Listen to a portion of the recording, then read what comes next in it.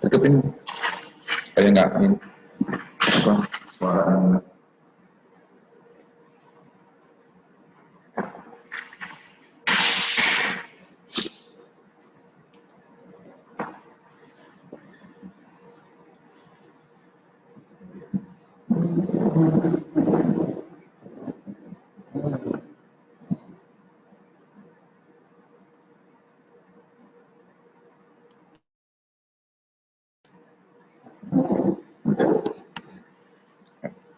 Ya, bismillahirrahmanirrahim. Assalamualaikum warahmatullahi wabarakatuh. Waalaikumsalam warahmatullahi wabarakatuh. Ya, kita mulai perkuliahan. Yang kamera tolong dihidupkan, jangan di-off-kan. Pertama-tama saya ucapkan mohon maaf lahir batin. Ini masih dalam suasana Hari Raya Idul Fitri di bulan Syawal. Mudah-mudahan apa yang kita kerjakan, ibadah yang kita kerjakan itu bisa diterima oleh Tuhan Yang Maha Esa. Rekan-rekan mahasiswa sekalian, ini merupakan perkuliahan saya yang terakhir. Sabtu depan itu nanti ada pengajar yang lain yang akan memberikan mata kuliah tentang otonomi daerah atau pemerintahan daerah. Baiklah, saya lanjutkan. Kalau tidak salah saya sudah memberikan tugas ya. Sudah dikumpul ya. Baiklah, saya coba melihat, kita mulai dari kelebihan desentralisasi. Kenapa kita mengambil negara, menetapkan the foreign founder kita untuk menjadikan negara Indonesia negara kesatuan dengan prinsip desentralisasi. Karena yang pernah saya katakan, negara kesatuan itu kalau lebih efektif itu adalah luas wilayahnya yang kecil dan jumlah penduduk yang tidak banyak dan masyarakatnya homogen. Sementara Indonesia luas wilayah yang cukup besar, dipisahkan oleh pulau-pulau dengan masyarakat yang heterogen, baik itu etnis, agama, dan sebagainya. Maka kita mengambil negara kesatuan dengan prinsip desentralisasi. Ya. Nah, kelebihan desentralisasi kenapa kita ambil? Mengurangi bertumpuknya pekerjaan di pemerintah pusat. Ya. Ini kelebihan. Ya. Dengan dia didesentralisasikan, ada pekerjaan-pekerjaan yang lebih efektif itu diserahkan ke daerah. Nah, walaupun ini mengandung ya, dampak negatif lah, dampak lah. Kalau dampak itu pasti negatif, kalau impact itu pasti positif. Ya. Nah, dulu pernah, kalau saya pernah katakan, ada seorang almarhum yang namanya Munir, kalau Anda pernah dengar. Dalam melakukan, karena salah satu amanat reformasi itu adalah memberikan otonomi yang seluas-luasnya kepada daerah. Nah, dia sudah memberikan warning kepada negara, kepada pemerintah. Bukan dia tidak setuju, tetapi dia mengatakan ini harus hati-hati karena akan menurunkan atau mengalirnya tindak pidana korupsi dari pusat ke daerah. perilaku korupsi dari pusat ke daerah. Karena biasanya pekerjaan atau kewenangan, kekuasaan itu berimpit ya terhadap terjadinya penyalahgunaan kekuasaan atau penyalahgunaan kewenangan. Nah, ini yang justru kita lihat terjadi banyak kepala daerah kita terjangkit ataupun tersangkakan atau terpidana dengan perilaku-perilaku korupsi. Ini yang karena kekuasaan itu ternyata enak, ya, ada kekuasaan yang nggak enak. Ya, harus disertai dengan pengawasan justrunya itu. Ya. Bukan hanya diserahkan kepada pekerjaan atau kewenangan itu, tapi harus disertai dengan pengawasan yang benar-benar efektif melalui regulasi-regulasi yang menuju dalam arti perbaikan-perbaikan. Ya. Nah, sama seperti kita yang terjadi sekarang, ya. Dana desa, pemerintahan desa, kewenangan desa diberikan dana desa, akhirnya banyak juga kepala desa yang tersangkut perkara-perkara dalam hal penyalahgunaan kewenangan. Biasanya dalam seseorang ataupun kekuasaan yang tadinya sedikit diberikan kekuasaan yang lebih ditambah dengan adanya pengawasan yang ketat dan regulasi-regulasi yang memadai, itu menyebabkan orang sering melakukan penyalahgunaan kewenangan. Nah, yang selanjutnya, kelebihan desentralisasi adalah dalam menghadapi masalah yang mendesak, membutuhkan tindakan cepat. Daerah tidak perlu menunggu instruksi lagi dari pemerintah pusat. Ya, dengan semakin perkembangannya masyarakat, dengan perkembangan baik itu teknologi dan informasi, ya, itu kan perlu efektivitas di dalam penyelenggaraan pemerintahan. Nah, kelebihan desentralisasi itu adalah bagaimana pemerintah daerah itu bisa bertindak cepat, ya, tanpa lagi menunggu instruksi-instruksi dari pusat, terutama hal-hal yang bersifat mendasar. Ya, kesehatan, pendidikan, ya, itu juga harus itulah kelebihan daripada desentralisasi. Selanjutnya dapat mengurangi birokrasi. Nah, ini juga ada semacam pepatah atau peribahasa lah ya. Kalau bisa dipersulit, kenapa dipermudah? Ya. Kalau harus mahal, kenapa murah? Ya, kan? Ya. Jadi dengan mengurangi birokrasi, rantai, ya. Jadi ngurus surat keputusan, ngurus bantuan, tidak perlu lagi langsung ke pusat lagi, cukup daerah sajalah. Karena kalau dia sifatnya ada kewenangan, misalnya dalam birokrasi kepegawaian aja di daerah, sekarang kan cukup hanya kepala daerah yang mengeluarkan SK. Kalau dulu kan kita menunggu semua dari menteri. Bayangkan birokrasi daerah dari kabupaten kota, provinsi, dari provinsi ke ini. Nah, ini yang menyebabkan orang Indonesia ini punya mental yang tidak mau ribet, tidak mau inilah banyak masalah lah.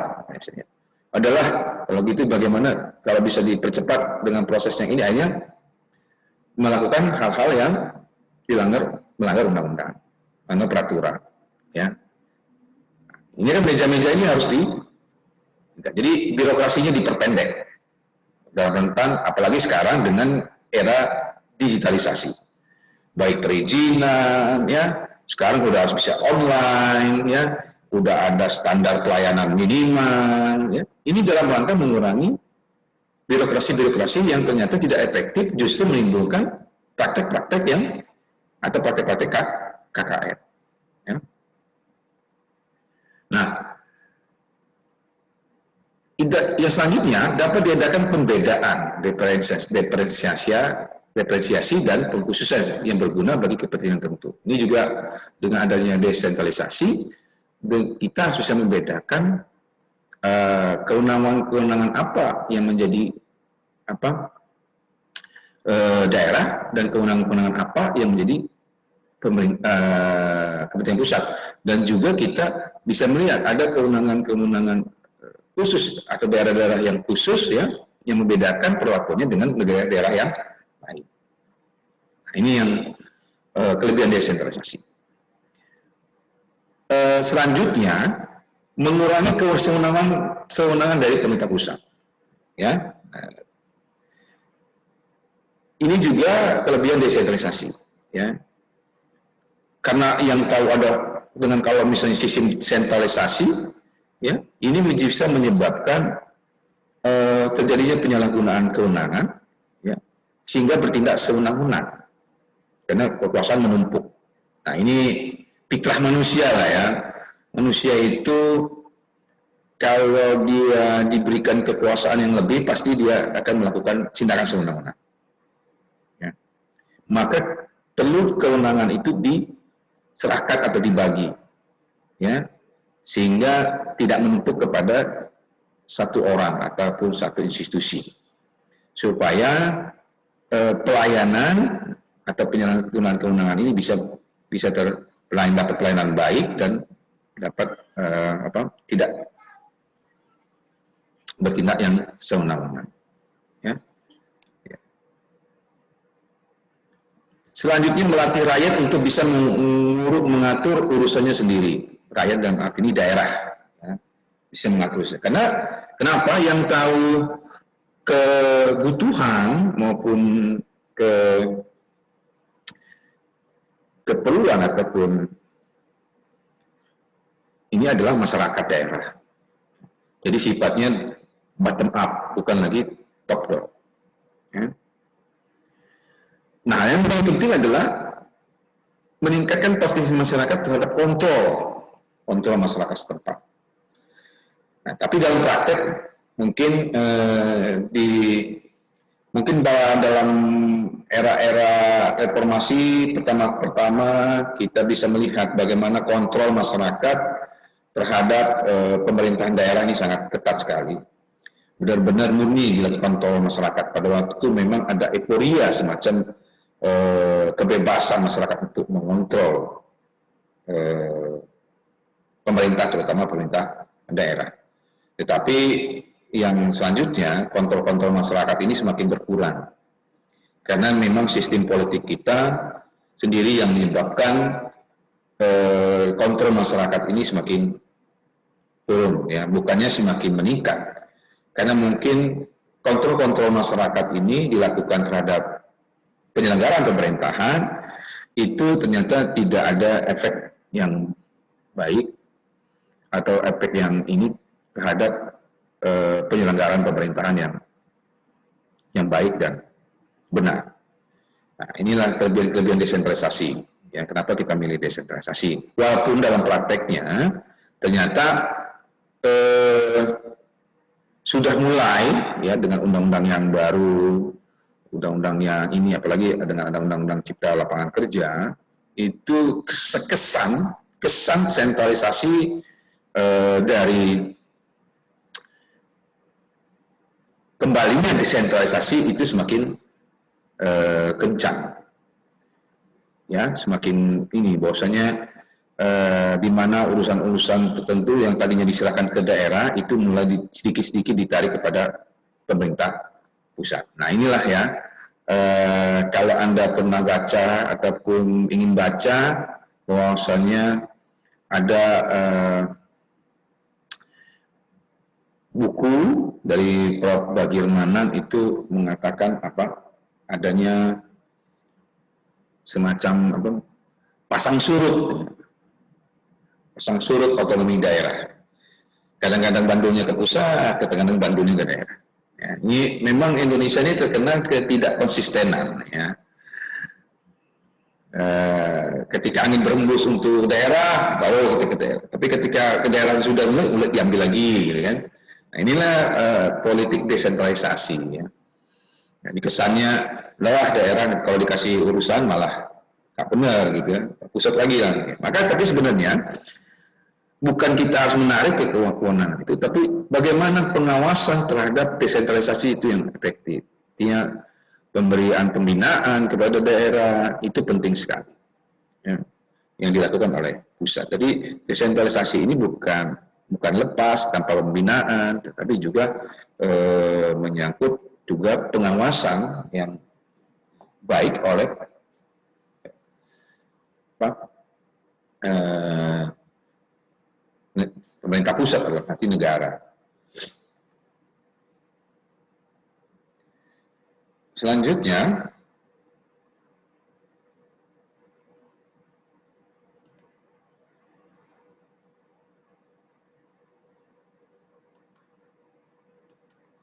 nah ini kelemahan. Memang di dunia ini pasti ada yang selalu berpasang-pasangan. Tidak ada sistem ataupun yang konsep yang sempurna. Pasti ada kelemahan-kelemahan. Nah, kelemahan desentralisasi struktur ini menyangkut struktur organ pemerintah, maka struktur pemerintah bertambah kompleks yang mempersulit koordinasi. Ya, jadi karena daerah itu diberikan kewenangan itu dan banyak pekerjaan-pekerjaan yang ataupun kewenangan-kewenangan yang diberikan ini menyebabkan apa? Bertambahnya struktur organisasi dan akhirnya koordinasi yang mempersulit koordinasi. Maka sekarang ini kan banyak untuk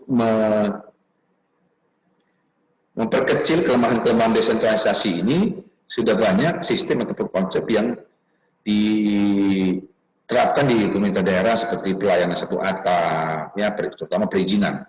Ya. Ini juga karena kalau kesulitan koordinasi, tujuan diadakannya desentralisasi otonomi daerah ini dulu maka memberikan pelayanan baik kepada masyarakat ini tidak bisa tercapai. Ya. Kalau koordinasinya ataupun ini akan susah. Ini yang teman ini yang perlu di. Ya. Nah, selanjutnya keseimbangan dan keserasian antara bermacam-macam kepentingan dan daerah dan dapat lebih terganggu. Ya, ini juga memang kelemahan-kelemahan yang terjadi di lapangan. Tetapi ini sudah mulai ada regulasi-regulasi, terutama keserasian antara berbagai macam kepentingan daerah antara daerah yang satu, terutama di dalam satu provinsi, misalnya daerah yang satu dengan kabupaten yang satu dengan kabupaten yang lain. Ya. Ini juga sudah bukan hanya koordinasi terhadap di struktur di pemerintahan kota, pemerintahan kabupaten kota atau provinsi, tetapi bagaimana koordinasi antara pemerintah daerah di kabupaten kota di provinsi yang sama. Ini juga sudah mulai ada regulasi lagi, bagaimana kepentingan-kepentingan daerah yang satu dengan kepentingan daerah yang lain itu tidak terganggu. Nah, ini yang kita takutkan adalah dengan adanya desentralisasi teritorial dapat mendorong timbulnya apa yang disebut dengan daerahisme atau provinsialisme. Jadi terlalu pernah kita lihat, ya, contohnya gini, pernah kita lihat bahwasanya dalam hal kita menerima pegawai atau PNS, kita lebih mementingkan dari daerah kita atau provinsi kita. Ini karena dia berikan ini. Jadi kewenangan itu membuat regulasi, ya, bahwasanya melalui peraturan daerah, melalui peraturan kepala daerah, misalnya itu mengutamakan orang-orang atau warga masyarakat atau misalnya setempat, tidak mengindahkan provinsi lain atau kabupaten daerah lain. Ini juga kelemahan kita, walaupun kita kan negara kesatuan, bukan negara yang federal. Jadi karena dia negara kesatuan, ya, ini juga setiap daerah, setiap warga masyarakat berhak hidup di daerah di seluruh Indonesia. Berhak hidup itu maksudnya berhak mendapatkan penghidupan dan pekerjaan yang layak. Ya, jadi punya kewenangan, punya hak di situ. Nah, selanjutnya keputusannya diambil memerlukan waktu yang lambat karena memerlukan perundingan yang bertele-tele. Ya, nah ini juga sudah mulai ada ini ya,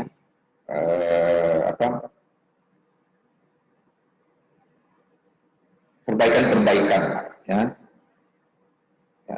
Kalau saya sih yang namanya ini bukan kelemahan ya, tetapi karena ini menyangkut kepentingan masyarakat, memang hal-hal yang tertentu memerlukan musyawarah, apalagi sekarang ini ya, kepentingan politik itu tinggi dalam memutuskan ya. Pencitraan itulah ya.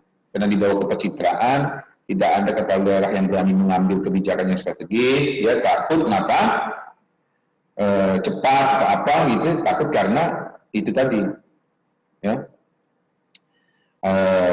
takut citranya turun ya, kalau citranya turun nanti dia kalau misalnya periode yang sekarang itu tidak terpilih lagi untuk periode yang akan datang. Nah, ini juga persoalan. Nah, dalam penyelenggaraan desentralisasi diperlukan biaya yang lebih banyak dan sulit untuk memperoleh keseragaman, universalitas dan kesederhanaan. Ya, memang dalam penyelenggaraan desentralisasi ini lebih dilihat ongkosnya lebih besar. Ya, salah satunya adalah dalam desentralisasi ini dibuka peluang untuk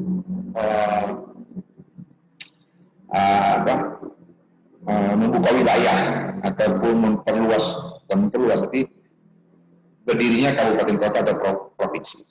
Ya.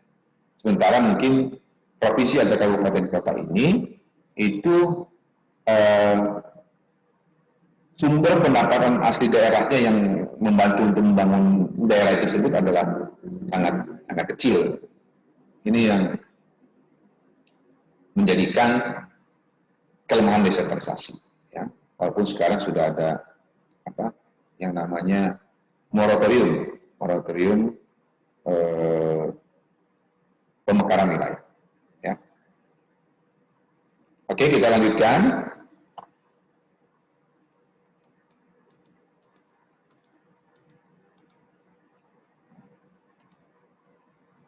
Nah, setelah kita melihat kelemahan dan kelebihan desentralisasi, ya,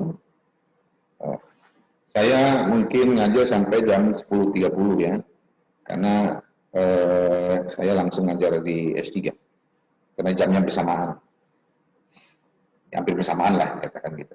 Ya. Tadi saya ke kampus, saya kira tadi ngajar jam 9 gitu, saya masih berpikirnya kita bulan puasa gitu. Ternyata kita kembali lagi ke jam yang sama. Ya. Tadi alhamdulillah Bu Abna sudah keluar, sehingga saya bisa masuk di jam 9.30. Ya.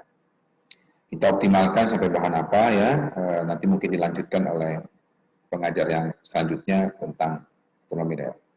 Nah, desentralisasi ada desentralisasi jabatan. Tadi saya katakan contohnya kepegawaian ya, pemecahan kekuasaan dari atasan ke bawah, sehubungan dengan kepegawaian atau jabatan untuk meningkatkan kelancaran kerja. Ya, tadi saya sudah katakan bahwasanya yang berhubungan dengan kepegawaiannya itu tidak perlu lagi ada presiden, menteri yang tanda tangan, mengambil keputusan, kepegawaian, cukup di daerah, ya supaya meningkatkan kelancaran kerja. Dengan peningkatnya kelancaran kerja, ini juga berimbas kepada tentang bagaimana kepegawaian itu melaksanakan pelayanan publik.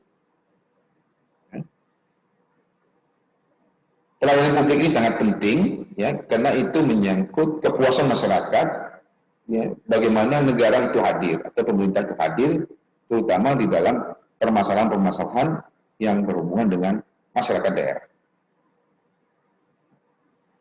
Yang selanjutnya, desentralisasi kenegaraan, ya, penyerahan kekuasaan untuk mengatur daerah dalam lingkungannya sebagai usaha mewujudkan asas demokrasi dalam pemerintahan negara. Ya, terutama penyerahan kekuasaan, ya, di lingkungan terutama seperti pelayan yang lebih kepada pelayanan masyarakat, ya, terutama kita misalnya karena dia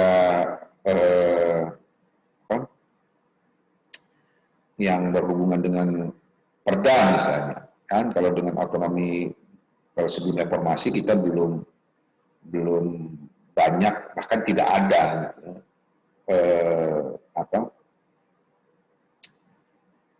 perda-perda di zaman Orde Baru, ya.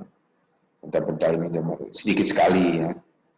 Baru sekarang ada perda yang banyak. Ini dalam rangka untuk mewujudkan asas demokrasi dalam pemerintahan negara.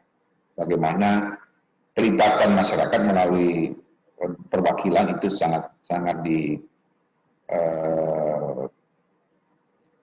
dibutuhkan, ya, karena ada ketika ada penyerahan kekuasaan, selanjutnya itu kan misalnya dalam PP, dalam undang-undang, selanjutnya diatur dengan perda, ya, bagaimana diserahkan kepada daerah, bagaimana melakukan teknis setelah kekuasaan itu diberikan, bagaimana memberi kekuasaan itu dilaksanakan, kembali lagi kepada wujudnya adalah untuk pelayanan masyarakat. Nah, kita cepat saja. Kalau ada pertanyaan silakan. Selanjutnya desentralisasi teritorial, ya. Penyerahan kekuasaan untuk mengatur dan mengurus rumah tangganya sendiri, batas pengaturan pada daerah. Jadi diberikan kekuasaan untuk mengatur wilayah kekuasaannya untuk daerah sendiri. Misalnya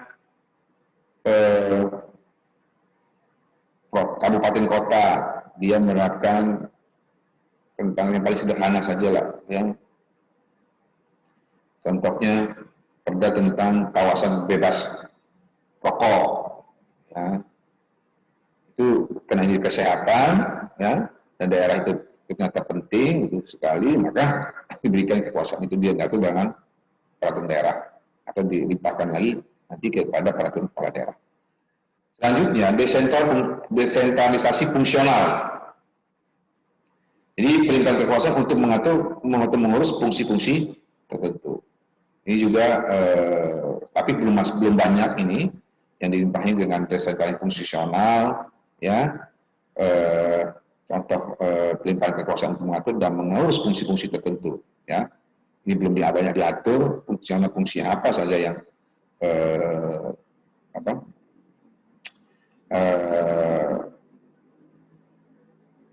yang diberikan oleh negara, ya, belum banyak diterapkan. Ya, paling ada fungsi pemerintah daerah, terutama provinsi, dia karena dia itu wakil daripada pemerintah pusat, ya, fungsinya adalah melakukan pembinaan kepada daerah atau pengawasan terhadap kebijakan-kebijakan daerah kabupaten kota yang menyangkut hal-hal yang berhubungan dengan kesejahteraan masyarakat atau pelayanan publik, ya. Nah, selanjutnya, nah, ini sama tadi ya, tujuannya desentralisasi, tidak terjadi penumpukan kekuasaan, ya, karena ini menyangkut dengan kalau sudah menumpuk, dia pasti tadi yang tadi saya bilang katakan, karena pitahnya manusia, kalau kekuasaan numpuk, ya, seorang yang tadinya baik itu pasti menyalahgunakan kekuasaan. Ya. Selanjutnya sama dengan seperti di atas, diharapkan terjadi distribusi kekuasaan, diharapkan terjadi distribusi kekuasaan maupun transfer kekuasaan. Ya. Tapi ini memang susah ya. Siapa sih yang mau menyalahkan kekuasaan? Ya. Kekuasaan itu kalau kekuasaan itu kan berkaitan dengan apa yang dia dapat. Kalau kekuasaannya banyak itu kan biasanya dapat impact yang banyak juga gitu. Ya. Tapi cenderung untuk menyalahgunakan kekuasaan. Dari yang penting dari dialihkan desentralisasi ini saya katakan tadi adalah terciptanya pelayanan masyarakat yang efektif, efisien dan ekonomis. Ya, walaupun kenyataannya yang efektif, efisien, ekonomis ini belum terwujudkan ya, secara merata. Ya.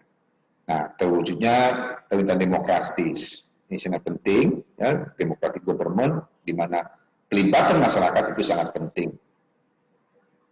Karena yang mengetahui masalah, yang mengetahui problem itu adalah masyarakat. Masyarakat diajak terlibat di dalam merumuskan kebijakan-kebijakan yang apalagi kebijakan-kebijakan itu yang bersifat strategis. Oke. Nah, ya bisa dilihat ada nilai ya, desentralisasi bagi pemerintah pusat. Ini apa? Pendidikan politik, latihan kepemimpinan, stabilitas politik. Jadi dengan dianutnya kalau ini konsisten yang diberikan ini memberikan nilai yang baik kepada pemerintah.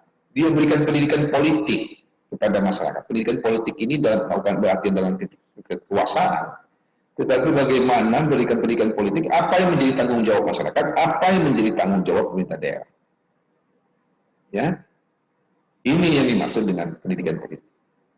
Jadi bagaimana masyarakat, pemerintah daerah dan masyarakat itu punya hak dan tanggung jawab untuk memajukan daerah.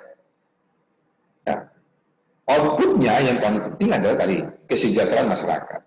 Ya, memang kalau kita lihat, ya, kalau kita dulu Anda pernah hidup di zamannya Orde Baru dan zamannya awal-awal reformasi, kita pernah melihat iklan-iklan di TV, ya,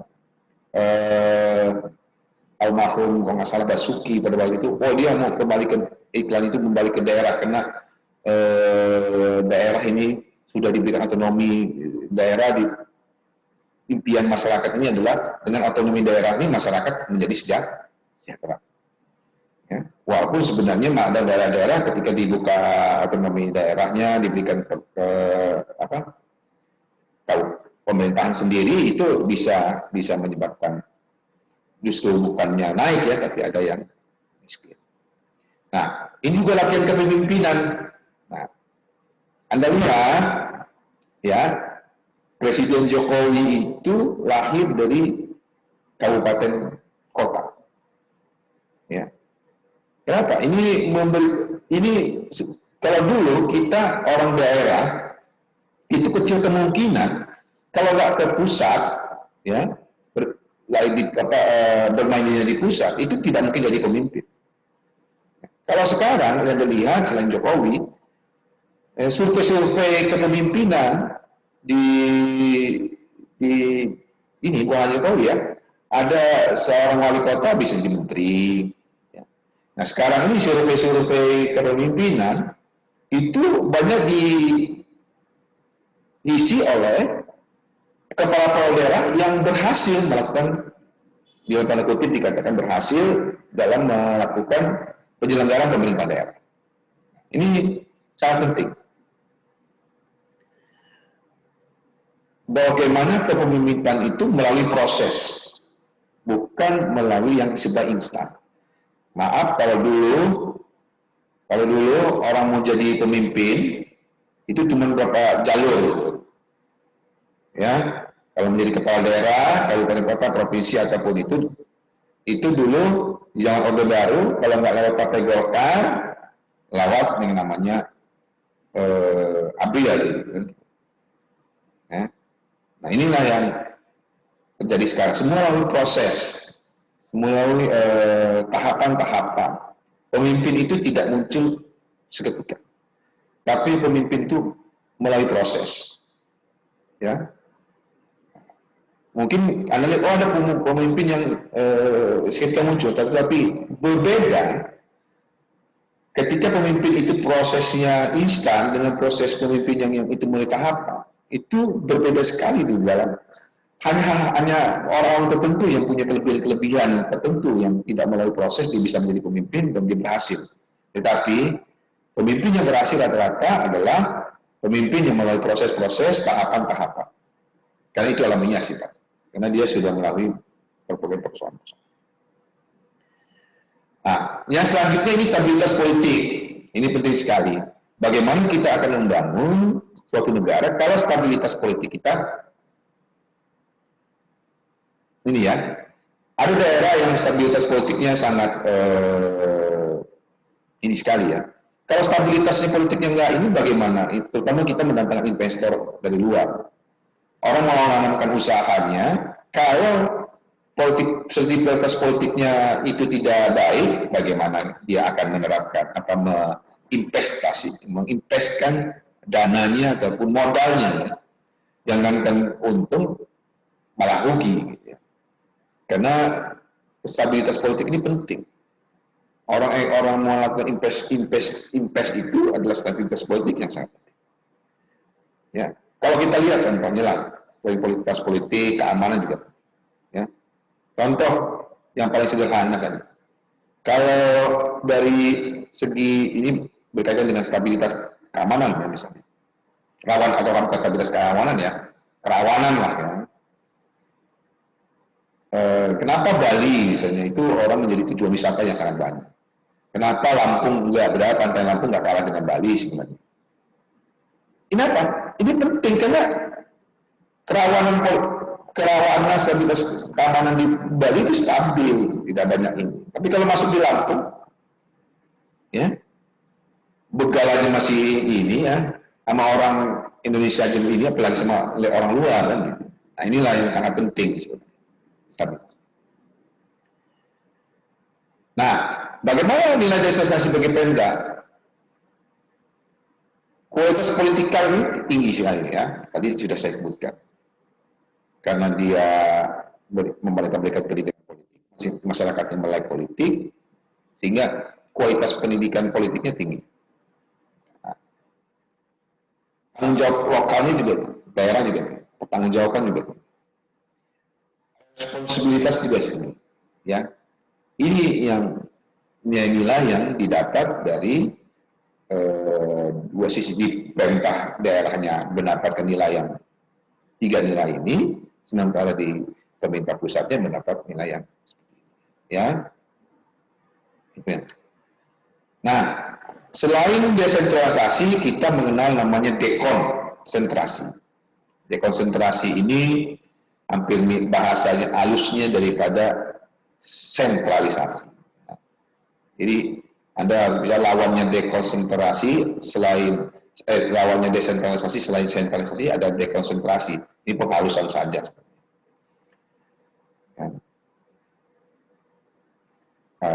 Karena dia masih negara kesatuan, maka azasnya masih azas dekonsentrasi untuk mengganti azas sentralisasi.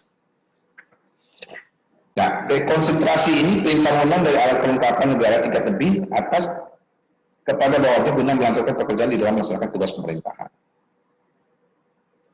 Ya ini kalau dikaitkan dengan ini adalah sebenarnya kita kan masih ada seperti keamanan, terus pertahanan, sama agama, keuangan, ini kan masih ada dekonsentrasi. Ya. Dan masih ada instansi vertikal ya seperti kanwil perbendaharaan, pajak dan sebagainya. Ini yang maksud dekonsentrasi, kita diserahkan kepada, walaupun sebagian ada yang diserahkan kepada daerah-daerah yang sifatnya dekonsentrasi. Ya, ini juga pasal 1 huruf ini Undang 99 perlindungan dari pemerintah kepada gubernur sebagai wakil pemerintah atau perangkat pusat di daerah. Ya, gubernur itu wakil pemerintah pusat di daerah. Ya. Sekaligus kepala daerah, dia mewakili pemerintah pusat di daerah. Nah, ini juga pelimpahan, maka ada dana-dana dekon yang berhubungan dengan pelimpahan wewenang sebagai gubernur. Maka sekarang gini, ada gubernur dan kepala daerah. Ya, ini yang gubernur. Kalau gubernur itu sifatnya mewakili pemerintah pusat, ya. Kalau kepala daerah itu dia mencirikan dia adalah desentralisasi. Ya, ini hampir sama. Yang utama adalah pelimpahan wewenang. Ya, ini yang dimasukkan dekonsentrasi. Nah, ciri-ciri dekonsentrasi salah satunya adalah bentuk pemecahan adalah pelimpahan. Tadi saya katakan intinya adalah pelimpahan. Pemecahan terjadi kepada pejabat sendiri, orang artinya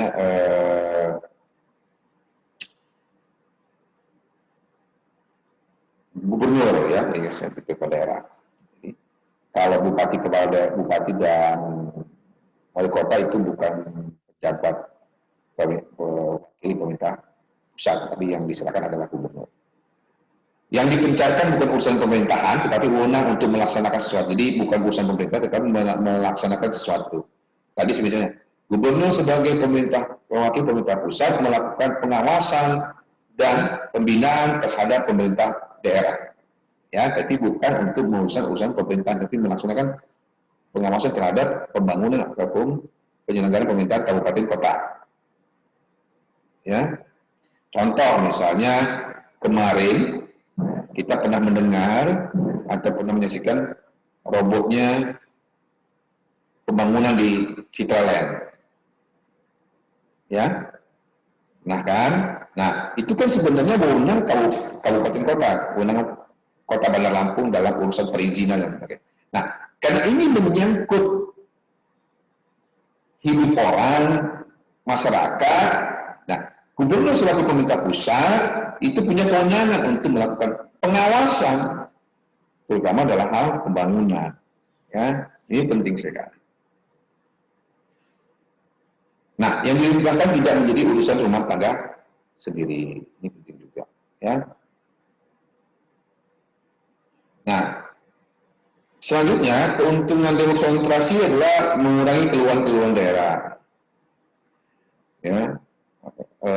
Selanjutnya membantu pemerintah dalam merumuskan perencanaan pelaksanaan melalui aliran informasi yang intensif disampaikan dari daerah ke pusat, ya, membantu memungkinkan terjadinya kontak secara langsung antara pemerintah dengan yang diperintah.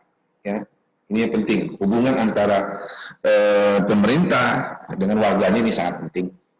Ya, ini menyangkut bagaimana negara itu hadir, bagaimana pemerintah itu hadir di dalam penyelenggaraan pemerintahan.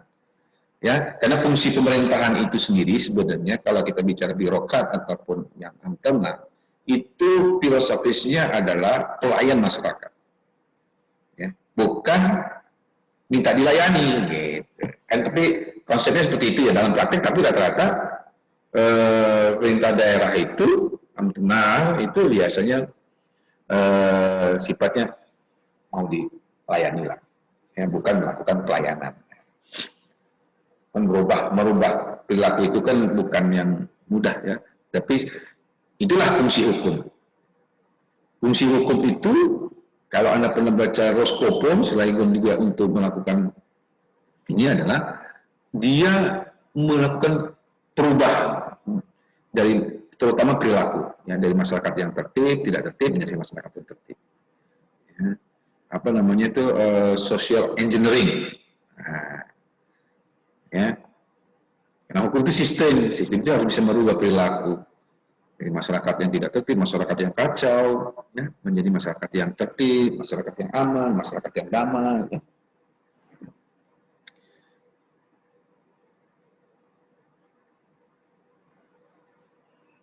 Ya. Oke, selanjutnya kita akan selesaikan ya.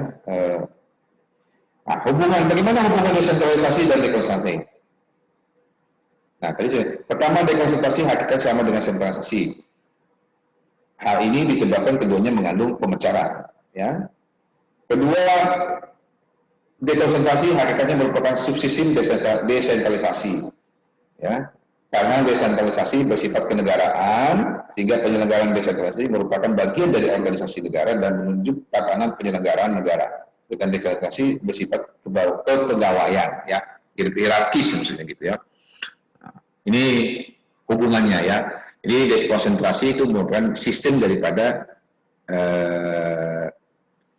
desentralisasi. Tapi pada prinsipnya ini adalah bagaimana ada hal-hal tertentu ya selaku pemerintah pusat yang saya bilang tadi, otonomi daerah ataupun dengan ajas desentralisasi ini itu tidak menyebabkan daerah itu lepas begitu saja.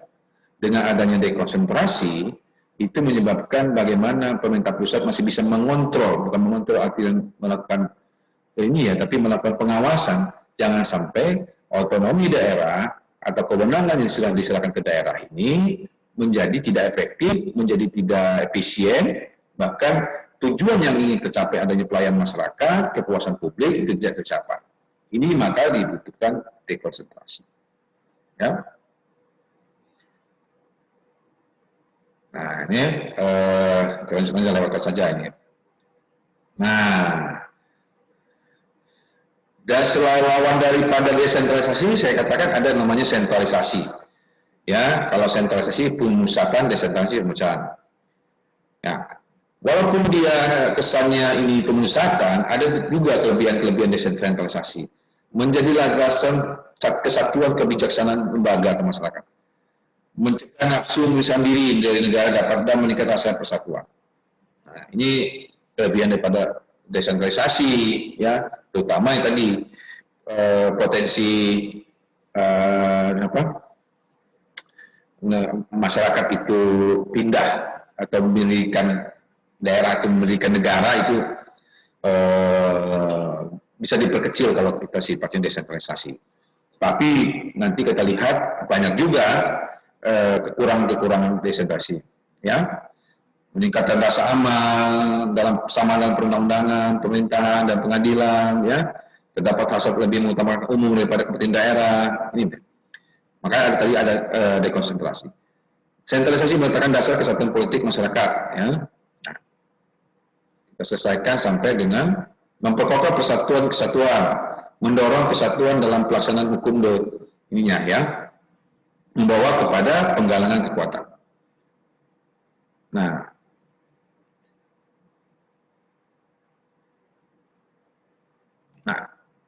selain ajas tadi ada ajas otonomi dan tugas pembantuan. Ya. Bentuk desentralisasi, otonomi dan tugas pembantuan. Jadi secara etimologi otonomi berasal dari kata oto, momoy, ya, undang-undang, mengatur diri sendiri, ya. Ini bisa kita ini. Nah, di dalam kata pemerintahan otonomi diartikan sebagai pengurus dan mengatur rumah tangga sendiri. Otonomi ini juga diartikan sebagai sesuatu yang makna kebebasan atau kemudian bukan kemerdekaan. Jadi otonomi itu diartikan suatu kebebasan atau kemandirian, ya, tetapi bukan kemerdekaan, melepaskan diri. Ya. Jadi kebebasan itu bukan berarti bebas sebebas-bebasnya. Tetapi bebas yang terukur, bebas yang diatur dengan regulasi, dengan aturan, ya, bukan kemerdekaan semau-maunya karena kewenangan otonomi itu ada kewenangan yang diberikan, bukan hasil dari kewenangan sendiri, ya. Paham? Jadi kewenangan yang diberikan oleh pemerintah pusat kepada daerah. Karena kita sudah sepakat mengandung ataupun menyatakan kita adalah negara kesatuan. Jadi kalau negara kesatuan itu pusat kekuasaan itu adalah di pusat. Nah, karena untuk mengefektifkan pelaksanaan pemerintahan dengan luas wilayah yang sangat besar, dengan masyarakat yang heterogen, ya, dengan suku, agama, etnis yang banyak, maka kita supaya efektif kita menganut ajas otonomi daerah dengan sistem desentralisasi. Ya, jadi kekuasaan itu diberikan, beda dengan negara-negara yang sifatnya negara-negara federal ataupun negara-negara serikat. Karena berdirinya negara-negara federal ataupun negara serikat itu berasal dari negara-negara yang tadinya merdeka, menyatukan diri atau menginginkan sendiri. Ya, oke. Simpulan terakhir, otonomi tidak lain adalah suatu kemandirian atau kebebasan daerah untuk mengaturnya sendiri. Dan penyelenggaraan urusan serta kepentingan berdasarkan inisiatif dan prakarsa sendiri serta aspirasi masyarakat daerah. Nah, inilah kesimpulan kita. adik ini yang nanti minggu depan mungkin dilanjutkan oleh pengajar berikutnya. Jadi kesimpulannya tidak lain adalah suatu kemandirian, otonomi adalah suatu kemandirian atau kebebasan daerah untuk mengatur sendiri. Mengatur sendiri artinya kebutuhannya ataupun keperluannya, karena masyarakat sendiri yang tahu apa yang menjadi kebutuhan, menjadikan keperluannya, bukan ada pemerintah pusat. Ya, berdasarkan inisiatif dan berdasarkan aspirasi masyarakat daerah. Apa sih masyarakat daerah? Oh, saya butuh flyover misalnya, gitu ya. Atau kalau di pusat kita butuh flyover jalan, kalau kata pusat nggak butuh, nggak perlu dananya nih, kan gitu. Kalau sekarang kan orang butuh flyover, butuh masyarakat butuh saat ini sekarang ini masyarakat butuh ruang publik ya. Di Lampung ini kan ruang publik sangat kecil sekali ya. Ruang publik hanya seperti mana? Elephant Park itu ya, Taman Gajah gitu ya. Harusnya sudah banyak ruang-ruang publik yang disiapkan oleh pemerintah misalnya. Ini suatu kebutuhan masyarakat ya, untuk bukan hanya kepentingan kebangun gedung-gedung yang sifatnya ini aja, tapi bagaimana masyarakat juga punya butuh ruang-ruang publik untuk mereka berkumpul. Ya. Kalau kita dulu alun-alun lah ya, ini ya itu sangat penting sekali. Oke, rekan-rekan sekalian, karena saya akan mengajar di S3, karena saya juga perlu istirahat, karena S3, ngajar sampai jam 12. Saya mohon maaf apabila dalam perkuliahan kita melalui Zoom meeting ini, memang ini agak ini ya, kurang berinteraksi. Ya. Anda mungkin kenal saya nggak mungkin kenal Anda, karena keterbatasan wilayah Zoom ini. Ini yang ininya, yang apa? Ini ya. Jadi tidak bisa bertatap muka langsung. Mungkin bertatap mukanya nanti ketika sudah mengajukan tesis ya, tesis ataupun sekitar seminar. Mudah-mudahan Anda sudah bisa mempersiapkan tesis-tesis Anda supaya jangan stagnan. Ya. Artinya mata kuliah selesai, tesis juga sudah siap. Gitu. Dengan judul-judulnya dilihat daripada Anda melakukan perkuliahan 2 semester ya sekarang ya, 2 semester. Nah, ini sudah semester depan sudah wilayah yang Anda sudah punya, mudah-mudahan punya judul yang sudah bisa dijadikan tulisan ataupun proposal untuk penyelesaian studi Anda. Karena salah satu syarat dalam menyelesaikan baik itu S1, S2 ataupun S3 itu adalah adanya suatu bentuk tulisan yang menyimpulkan daripada perkuliahan yang Anda lakukan selama beberapa semester. Baiklah, saya akhiri ya dengan mengucapkan wassalamualaikum warahmatullahi wabarakatuh. Sekali lagi saya ucapkan mohon maaf lahir batin. Waalaikumsalam. Waalaikumsalam. Terima kasih, Pak. Terima kasih, Pak.